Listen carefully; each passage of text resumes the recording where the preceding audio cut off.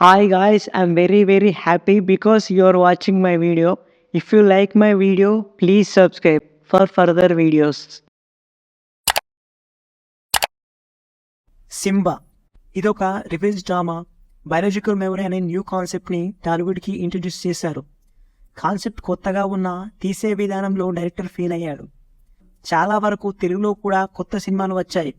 వాటిని ఎంగేజింగ్గా తీయడంలో makers fail అవుతున్నారు. అలానే ఈ మూవీ కూడా నాకు పెద్దగా అనిపించలేదు. ఈ మూవీ ఫస్ట్ హాఫ్తోనే మనం స్టోరీ అర్థం చేసుకుంటాం.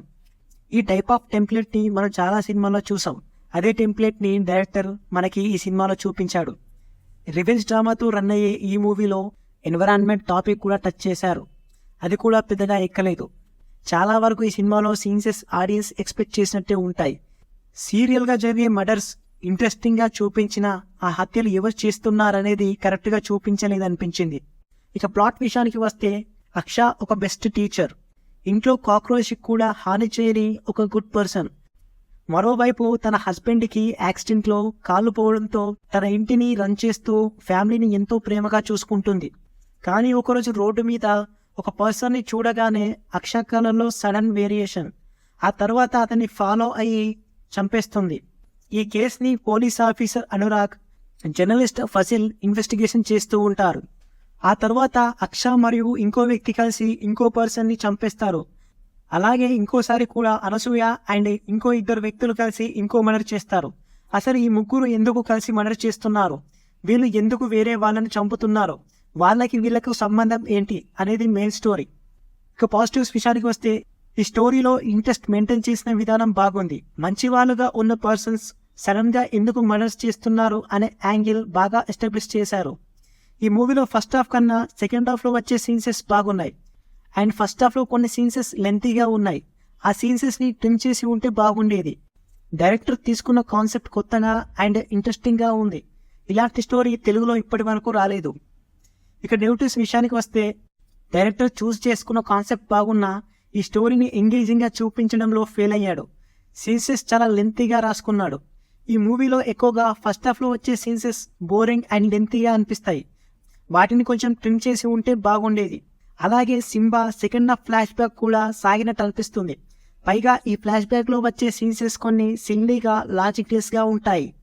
ఎన్విరాన్మెంట్ అండ్ ప్లాన్స్ గురించి చెప్పిన మ్యాటర్ బాగుంది, కానీ చూపించిన విధానం అవుట్డేటెడ్ గా అనిపించింది. ఏదో క్లాస్ పీకినట్టు ఉంటుంది. కమింగ్ టు పర్ఫార్మెన్సెస్, హీరోల్లో అనసూయ బాగా చేసింది. ఒక సైడ్ మంచి టీచర్గా చేసి ఇంకో సైడ్ యాక్షన్ సీక్వెన్స్ లో కూడా వైల్డ్ గా చేసింది. ఈ మూవీలో జగపతి బాబు గారు ఎన్విరాన్మెంట్ ప్రొటెక్ట్ చేసే వ్యక్తిగా డీసెంట్ గా చేశారు. ఆయన సీన్సెస్ మాత్రం చాలా బాగున్నాయి. అలాగే వశిష్ఠ సింహ సీరియస్ పోలీస్ గా పర్ఫెక్ట్ గా సెట్ అయ్యాడు. ఇంకో కీ రోల్ లో యాక్ట్ చేసిన శ్రీనాథ్ కూడా బాగా చేశాడు. కమింగ్ టు టెక్నికాలిటీస్, ఈ సినిమా చెప్పాలనుకున్న కాన్సెప్ట్ బాగున్నా స్క్రీన్ ప్లే మాత్రం చాలా స్లోగా రన్ అవుతుంది. మ్యూజిక్ అయితే నా వరకు యావరేజ్ గా అనిపించింది. సినిమాటోగ్రఫీ కూడా అలానే అనిపించింది. ప్రొడక్షన్ వాల్యూస్ అండ్ ఎడిటింగ్ రెండు కూడా బాగున్నాయి. ఓవరాల్ గా మూవీ గురించి చెప్పాలంటే, ఈ మూవీలో ఎమోషనల్ రివెంజ్ డ్రామాతో పాటు బయాలజికల్ మెమరీ అనే కొత్త కాన్సెప్ట్ అండ్ ఎన్విరాన్మెంట్ కి సంబంధించిన మెసేజ్ కూడా ఉంది. అలాగే కొన్ని యాక్షన్ అండ్ ఎమోషనల్ సీన్సెస్ బాగున్నాయి. అయితే ఫస్ట్ హాఫ్ లో ఇంట్రెస్టింగ్ ఎలిమెంట్స్ మిస్ అవ్వడం, కొన్ని లాజిక్లెస్ సీన్సెస్ ఈ మూవీకి మైనస్. ఫైనల్ గా ఈ మూవీ గురించి చెప్పాలంటే, మూవీలో కొత్త కాన్సెప్ట్ ని ఇంట్రడ్యూస్ చేశారు, కానీ దాన్ని కొత్తగా ప్రజెంట్ చేయలేకపోయారు. గైస్, ఇది కేవలం నా ఒపీనియన్ మాత్రమే.